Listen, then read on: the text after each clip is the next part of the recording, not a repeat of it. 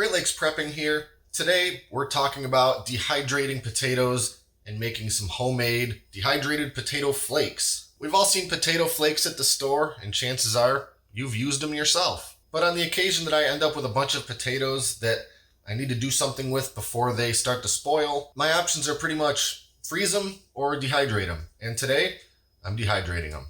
So we're going to go through every step to start with some fresh potatoes and end up with a jar of beautiful homemade DIY mashed potato flakes.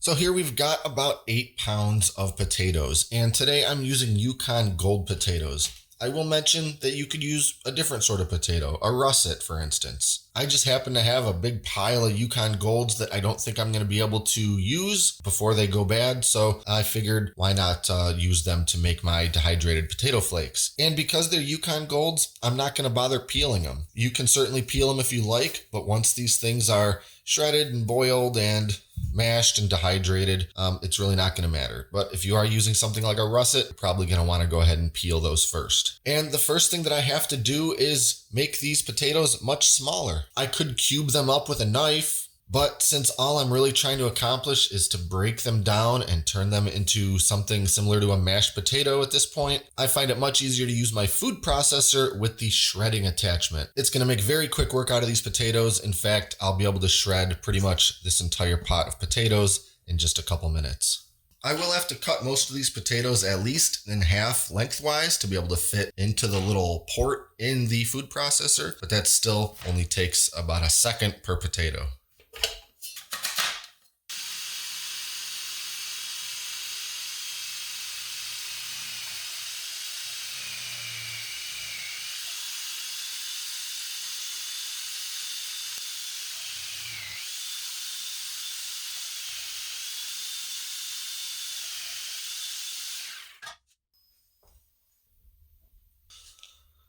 And since the food processor can only hold so much, I do have to do it in a couple of batches. And between each batch, I'm going to empty out the food processor, I don't know what you call this thing, carafe, container, into a pot of cold water so they don't turn brown. And I'll end up just boiling them in the same pot of water.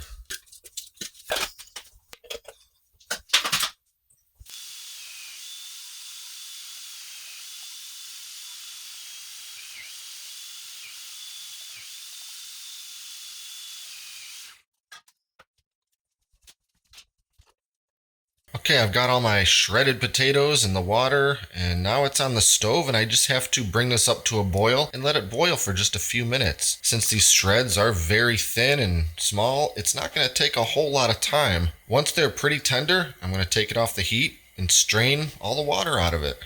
Potato shreds are done boiling, and now it's time to strain.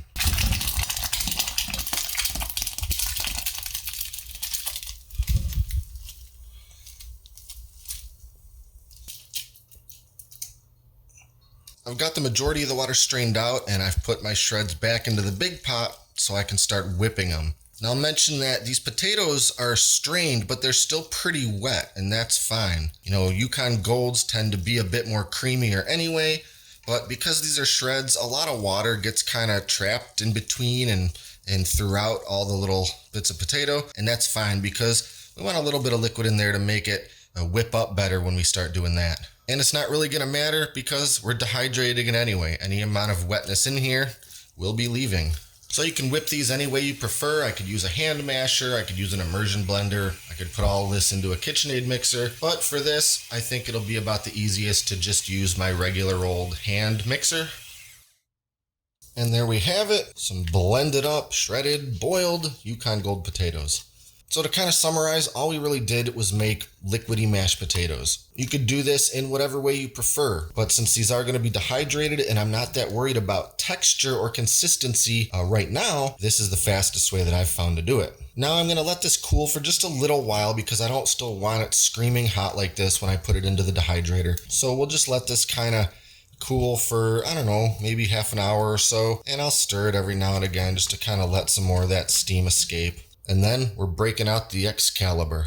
Okay, now we're ready to start loading these potatoes up onto the dehydrator trays. My Excalibur Dehydrator has 9 of these trays, and each of them have this thin mesh insert. But something very important to know when doing something like mashed potatoes in your dehydrator is you don't want to put them on the mesh insert. I learned this the hard way the very first time I tried making my own potato flakes. Once you put those mashed potatoes all over that mesh, it essentially becomes one with the mesh, much like if you were using mesh drywall tape and applying mud over it. There's never ever going to be a way to fully separate that mesh from that mashed potato or drywall mud ever again. So I ended up ruining those mesh trays, and it was an expensive mistake. I had to completely replace them. Go with the silicone inserts, or at the very least, use a couple sheets of something like parchment paper if you don't want to go for the silicone sheets. Just go ahead and put them right on top of that mesh, and we're going to put that mashed up potato on this.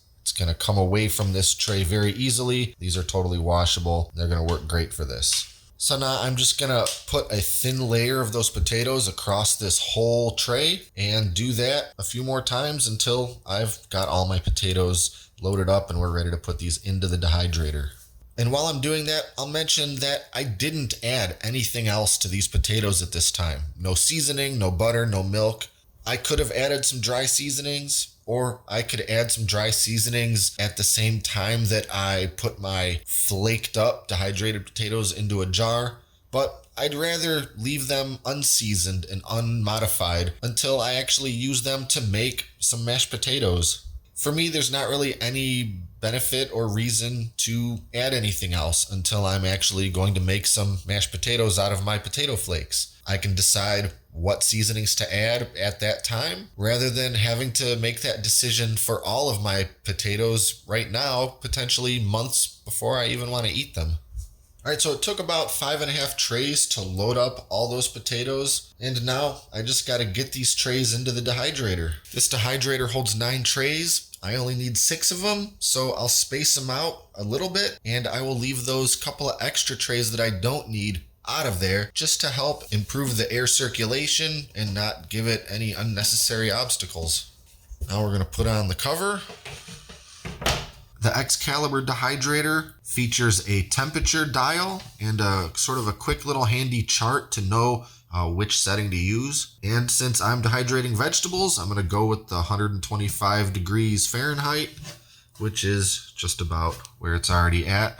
I really like the Excalibur Dehydrators because they're just big workhorses. They're sort of no frills, but they're made out of quality components and they're just very well constructed. I don't need a lot of bells and whistles on my equipment. I just want it to work and work for a long time. So if you are in the market for a good dehydrator and your budget allows for it, I can't recommend the Excalibur series enough. So I'm going to plug this thing in and let it do its job for hours and hours. Depending on the moisture content of those potatoes, it could be anywhere from 12 to 24 hours. Once they're completely dried out and dehydrated, we'll pick the video up and move on to the next step.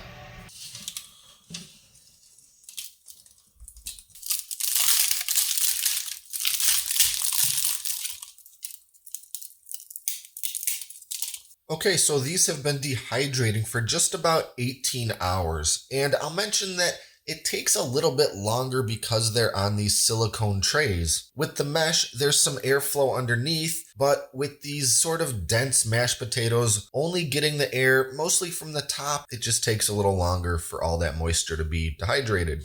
And as you can see, all those potatoes turned very thin and crusty and brittle, and that's exactly what we're going for. And now it's a matter of taking all of these, I guess I'll call them potato scabs, and breaking them down to the form of a flake. So just with my hands, I'll loosely break all of these bigger pieces down so they fit into this bowl, just to make it a little easier to move on to the next step, which is to go back to the food processor.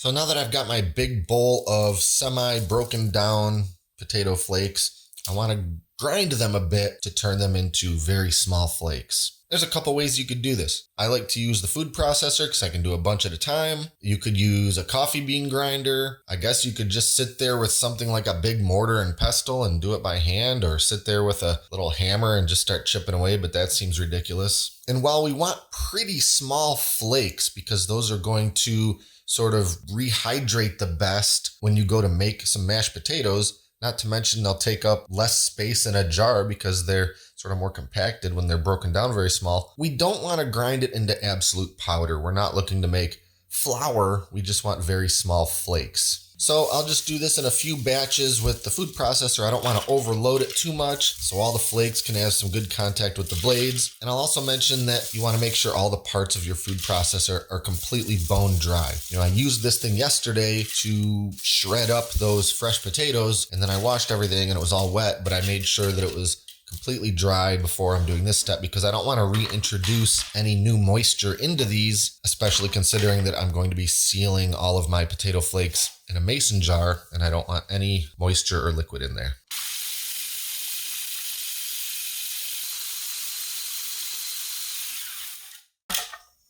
And that's about what I'm going for. I could stand for these to be a little bit smaller, but this tends to be about as small as this food processor can get them. Again, if you wanted to go a little bit smaller, you could use something like a coffee bean grinder. Those work pretty well for this kind of thing. I could even run all of this through my grain mill to really break them down into small little granules, but that's not quite necessary. So I'll just do the rest of these and then we're gonna move on and seal them up in a mason jar. Okay, all of our potato flakes are ground up and ready to go into a mason jar. I got a quart jar, my little canning funnel, and we scoop.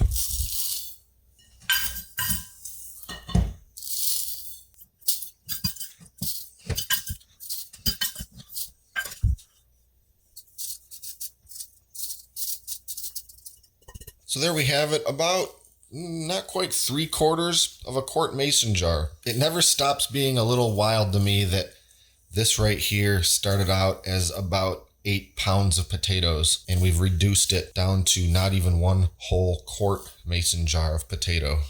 And now I'll just use my FoodSaver vacuum sealing machine with the jar attachment, a regular mason jar lid, and we seal.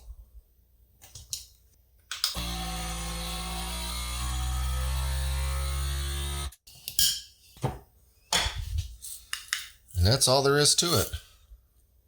Making instant potato flakes yourself really kind of puts into perspective just how many potatoes must go into an entire box of something like this. If this was 8 pounds of potatoes, this was probably 8 to 10 pounds of potatoes. One last quick little note. If you're looking at my potato flakes and thinking, wow, they seem a lot darker or more brown than potato flakes that I bought at the store, that is true, and there's a couple reasons for it. First, you'll remember I'm using Yukon Gold potatoes here, and those start off a little more golden than, say, the very white russet potatoes. Secondly, even though we kept the fresh shredded potatoes in water and blanched them to prevent them from turning brown, the fact of the matter is they still sat in a dehydrator being exposed to warm air for about 18 hours. That kind of time and airflow and temperature is going to affect the color just a little bit. Compared to, say, the industrial machinery of a potato flake factory, which probably does it in a fraction of the time with much better, technology that goes into it to keep those potatoes looking nice and white. And thirdly, it wouldn't really shock me if the potato flake factories had some sort of bleaching or chemical process that makes the color stay more bright white and sort of palatable to the eyes for the consumer market. Nevertheless, there's absolutely nothing wrong with these mashed potato flakes, even though they're a bit towards the golden color rather than pure stark white.